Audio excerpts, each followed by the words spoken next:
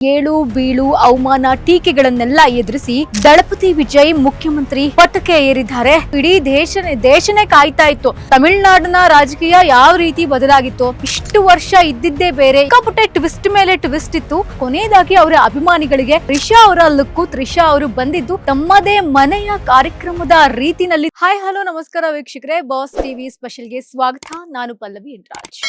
ಅಂತೂ ಇಂತೂ ಏಳು ಬೀಳು ಅವಮಾನ ಟೀಕೆಗಳನ್ನೆಲ್ಲ ಎದುರಿಸಿ ದಳಪತಿ ವಿಜಯ್ ಮುಖ್ಯಮಂತ್ರಿ ಪಟ್ಟಕ್ಕೆ ಏರಿದ್ದಾರೆ. ಅವರನ್ನ ನಿಜವಾಗ್ಲೂ ನಿನ್ನೆ ನೋಡ್ಬೇಕಾದ್ರೆ ಅವರ ಅಭಿಮಾನಿಗಳಿಗಾಗಿರಬಹುದು, ನಮ್ಮೆಲ್ರಿಗೂ ಕೂಡ ಬಹಳ ಖುಷಿ ಆಗ್ತಾ ಇತ್ತು. ಅವ್ರ ಮುಖದಲ್ಲಿದ್ದಂತಹ ಆ ಚಾರ್ಮು, ಅವರು ಆ ರಾಜ್ಯಪಾಲರು ಕೊಟ್ಟಂತಹ ಒಂದಷ್ಟು ಪ್ರಮಾಣ ವಚನ ಸ್ವೀಕರಿಸಬೇಕಾದ್ರೆ ಅವರು ಓದ್ತಿದ್ದಂತಹ ಶೈಲಿ ಎಲ್ಲವೂ ಕೂಡ ಸಿನಿಮಾ ಧಾಟಿಯಲ್ಲೇ ಇದ್ದಿದ್ದನ್ನು ಕೂಡ ನೋಡ್ತಾ ಹೋಗ್ಬೋದು. ನಿನ್ನೆ ಕಾರ್ಯಕ್ರಮ ಬಹಳ ಸುಂದರವಾಗಿ ಮೂಡಿ ಬಂತು. ಇಡೀ ದೇಶನೇ ಕಾಯ್ತಾ ಇತ್ತು.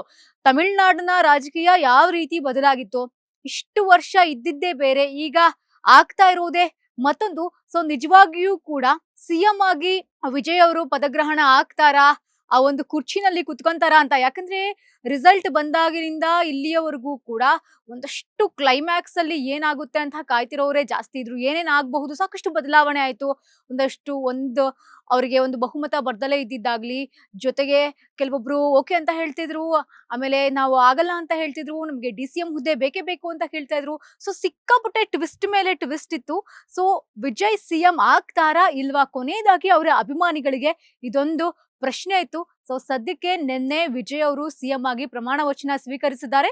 ಸೊ ತಮಿಳುನಾಡಲ್ಲಿ ಇವತ್ತಿನಿಂದ ಏನೇನೆಲ್ಲ ಬೆಳವಣಿಗೆ ಆಗುತ್ತೆ ರಾಜಕೀಯದಲ್ಲಿ ಅನ್ನೋದನ್ನ ನೋಡ್ಲೇಬೇಕಿದೆ. ವಿಜಯ್ ಅವರ ಅಭಿಮಾನಿಗಳು ಕಾಯ್ತಾ ಇದ್ದಂತಹ ಮೂಮೆಂಟ್.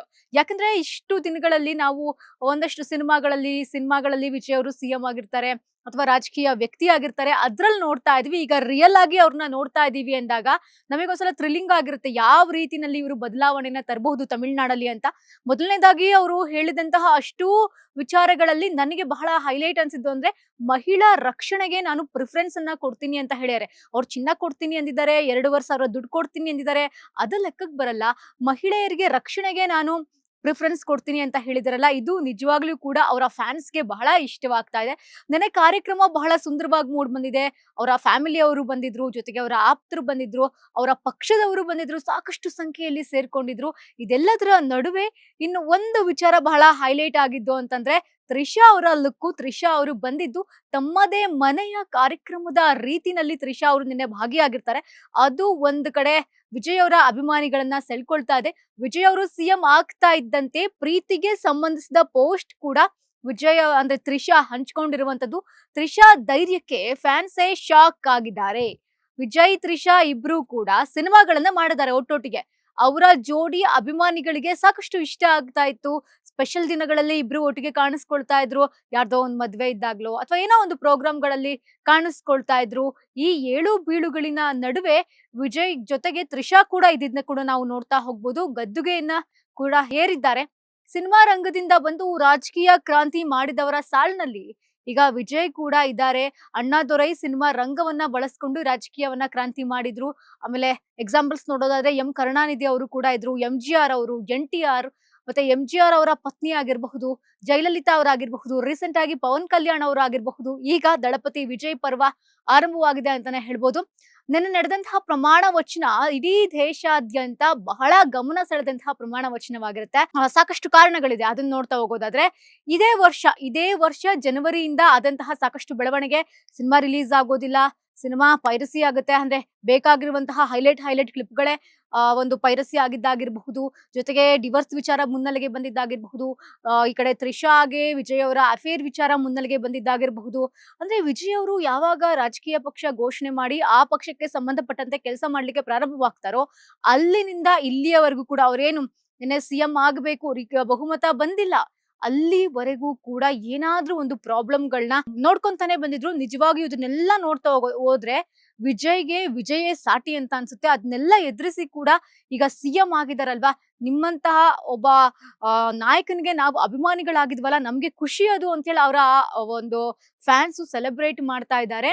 ನೆನ್ನೆ ನಡೆದಂತಹ ಕಾರ್ಯಕ್ರಮ ಚೆನ್ನೈನ ಜವಾಹರಲಾಲ್ ನೆಹರು ಒಳಾಂಗಣ ಕ್ರೀಡಾಂಗಣದಲ್ಲಿ ನಡೆದಿತ್ತು. ಸಾಕಷ್ಟು ಜನ ಬೆಂಬಲಿಗರು ಬಂದಿದ್ರು, ಸಿನಿಮಾ ರಂಗದವರು ಬಂದಿದ್ರು, ರಾಜಕೀಯ ಗಣ್ಯರು ಕೂಡ ಪಾಲ್ಗೊಂಡಿದ್ರು.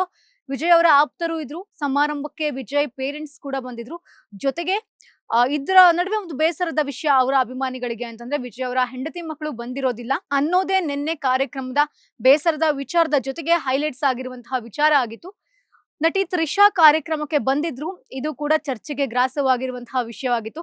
ತ್ರಿಷಾ ನಿನ್ನೆ ಕಾರ್ಯಕ್ರಮದಲ್ಲಿ ನೀವು ನೋಡ್ತಾ ಇರಬಹುದು ಅವ್ರು ಹೇಗಿದ್ರು ಅಂತಂದ್ರೆ ಅವ್ರ ಮನೆದೇ ಯಾವುದೋ ಒಂದು ಕಾರ್ಯಕ್ರಮ ಅನ್ನೋ ರೀತಿಯಲ್ಲಿ ಸೆಲೆಬ್ರೇಟ್ ಮಾಡ್ತಾ ಇದ್ರು ತ್ರಿಷಾ ಅವರು. ವಿಜಯ್ ಅವರ ಒಂದು ಪೇರೆಂಟ್ಸ್ ಬಳಿ ಹೋಗಿ ಅವರು ಮಾತಾಡೋ ರೀತಿ ಆಗಿರಬಹುದು, ಅವರ ಫ್ಯಾಮಿಲಿ ಅವ್ರ ಜೊತೆಗೆಲ್ಲ ಇದ್ದಂತಹ ರೀತಿ ಆಗಿರಬಹುದು, ಇದನ್ನೆಲ್ಲ ನೋಡ್ತಾ ಇದ್ದಂಗೆ ಫ್ಯಾನ್ಸ್ ಕೂಡ ಒಂದ್ ಕಡೆ ಖುಷಿ ಪಟ್ಟಿದ್ದಾರೆ.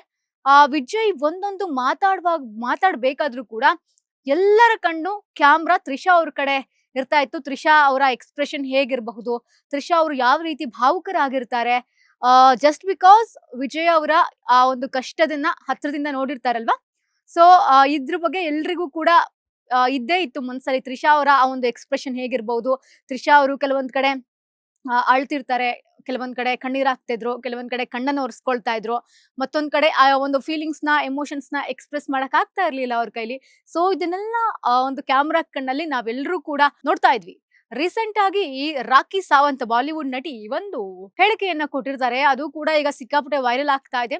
ತ್ರಿಷಾ ವಿಜಯ್ ಮದ್ವೆ ಆಗ್ಲಿ, ಈ ಜೋಡಿ ಬಹಳ ಚೆನ್ನಾಗಿದೆ, ನನಗೂ ಇವ್ರಂದ್ರೆ ಇಷ್ಟ, ನಾನು ತ್ರಿಷಾ ಅವ್ರನ್ನ ಬಹಳ ವರ್ಷಗಳಿಂದ ನೋಡ್ತಾ ಇದ್ದೀನಿ, ಸಾಕಷ್ಟು ಕಷ್ಟಪಟ್ಟು ಸಿನಿಮಾ ರಂಗದಲ್ಲಿ ಇದ್ದಂತವ್ರು ತ್ರಿಷಾ ಅವರು. ಸೊ ಅವರಿಬ್ರು ಮದ್ವೆ ಆಗ್ಲಿ ಅನ್ನೋ ರೀತಿಯಲ್ಲೂ ಕೂಡ ಹೇಳ್ಕೊಂಡಿದ್ದಾರೆ.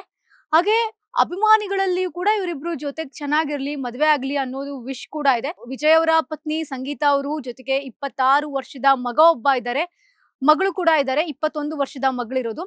ಇಂತಹ ವಿವಾಹಿತ ವ್ಯಕ್ತಿ ಜೊತೆಗೆ ಇನ್ನು ಕೂಡ ವಿಜಯ್ ಅವರಿಗೆ ಡಿವೋರ್ಸ್ ಆಗಿಲ್ಲ. ಹೇಗೆ ತ್ರಿಷಾ ಇದ್ದಾರೆ ಅನ್ನೋದೇ ಇವಾಗ ಸದ್ಯಕ್ಕೆ ನೆಟ್ಟಿಗರನ್ನ ಕಾಡ್ತಿರುವಂತಹ ಪ್ರಶ್ನೆ ಆಗಿದೆ.